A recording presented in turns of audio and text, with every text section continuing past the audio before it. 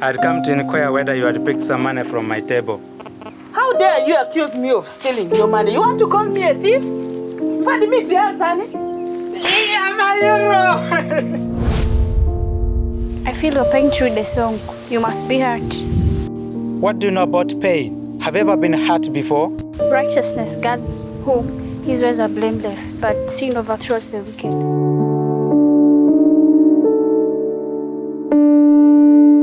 A girl who has never gone to the maternity ward will surely have sex without fear.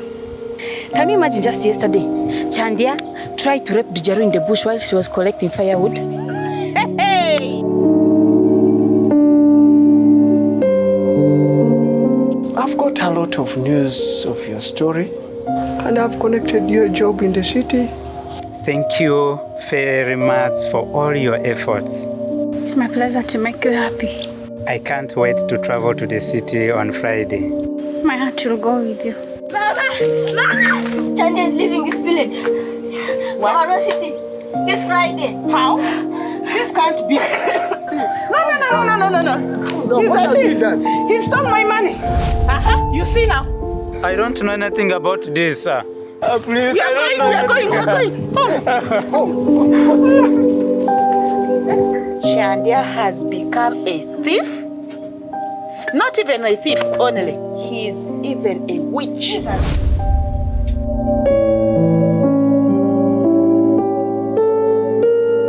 My son.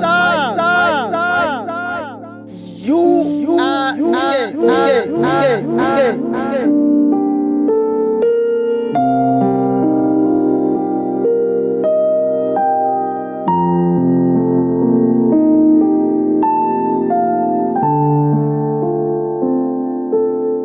This gathering is to introduce to you my newly appointed personal vice manager, Mr. CANDIA Innocent.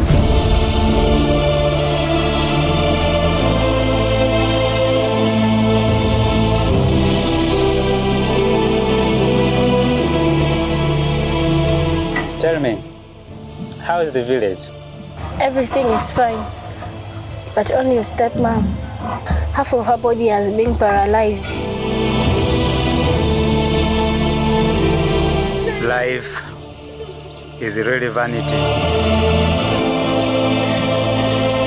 Love and kindness are the only things for humanity. Thank you.